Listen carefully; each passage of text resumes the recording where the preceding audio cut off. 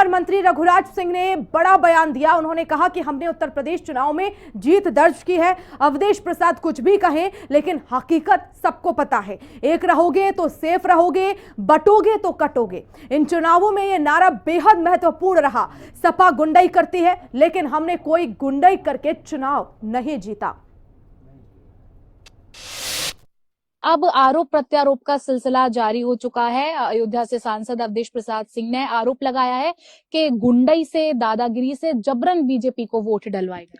देखिए, सर्वप्रथम तो मैं उत्तर प्रदेश की जनता को बहुत बहुत धन्यवाद कि उन्होंने हमें 9 में से 7 सीटें दी हैं, इसलिए हम उनके ऋणी हैं। तो उनको साधुवाद और धन्यवाद। और महाराष्ट्र की जनता ने भी भारतीय जनता पार्टी को भारी बहुमत दी है, उनके लिए भी साधुवाद, धन्यवाद।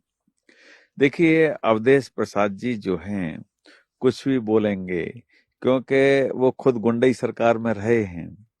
वो खुद हर तीसरा व्यक्ति सपा का आप देख रहे हैं बलात्कारी मिलेगा, हर चौथा व्यक्ति डकैत मिलेगा, हर पांचवा व्यक्ति अपहरणकर्ता मिलेगा।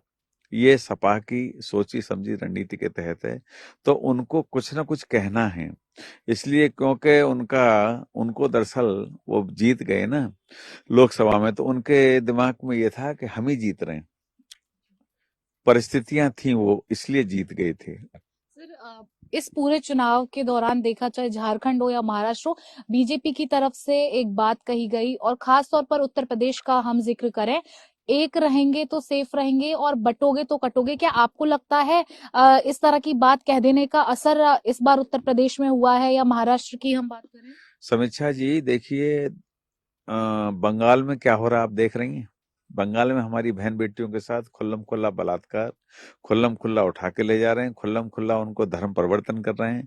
तो आदरणीय योगी जी ने बटेंगे तो कटेंगे सही कहा कि अगर आप बट जाओगे, वोट बट जाएगी। क्या ये कोई धर्म विशेष के लिए या सभी धर्मों के लिए? सभी के लिए कहा, बटोगे, यूनाइट रहोगे तो आप ठीक रहोगे, सेफ रहोगे। आदरणीय प्रधानमंत्री ने कहा एक रहोगे तो सेफ रहोगे, आदरणीय प्रधानमंत्री जी ने कहा, तो ईमानदारी से सही कहा। आज बंगाल की आप स्थिति देख रही हैं कि बंगाल में हमारे हिंदुओं पर कितना कुठाराघात हो रहा है, वहां से निकाला जा रहा है, उनको भगाया जा रहा है और उनके साथ बड़ी बदसलूकी की जा रही है।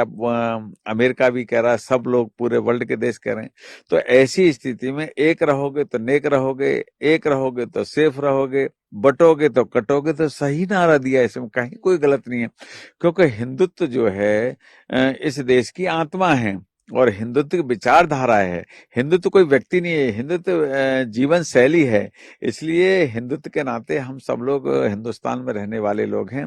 और आरक्षण तब तक है, ये मैं आपको बताना चाहता हूँ अपने भाइयों को भी कि नहीं तो ये इस्लामीकरण हो गया तो आरक्षण समाप्त। मेरे अलीगढ़ मुस्लिम यूनिवर्सिटी में किसी को आरक्षण नहीं है, किसी को आरक्षण नहीं है, ना शेड्यूल कास्ट को है, ना बैकवर्ड को है, ना किसी को आरक्षण नहीं है।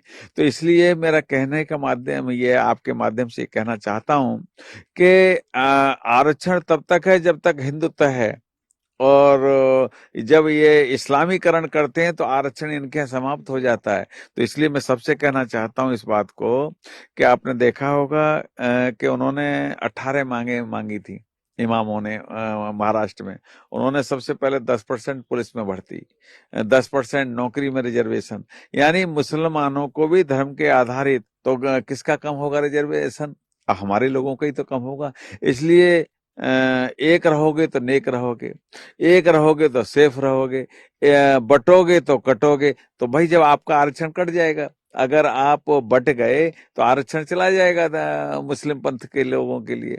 ये तो वो हैं जो नकलची लोग हैं, अकल लगाते नहीं हैं। तो इसलिए अब अकल की जरूरत है। इस युग में, आधुनिक युग में अकल की बहुत ज्यादा जरूरत है। इनसे मेरा यही निवेदन है कि सही धारा में, हिंदुत्व की धारा में, राष्ट्र की धारा में, राष्ट्रीय विचार में आप आएंगे तो आपका भी उत्थान होगा और देश का भी उत्थान होगा। तो इनका उत्थान होना चाहिए। हमारी सोच, हमारी भावना ये है। हिंदी खबर से बातचीत करने के लिए बहुत शुक्रिया। कैमरामैन दीपक के साथ समीक्षा चौधरी, हिंदी खबर, दिल्ली।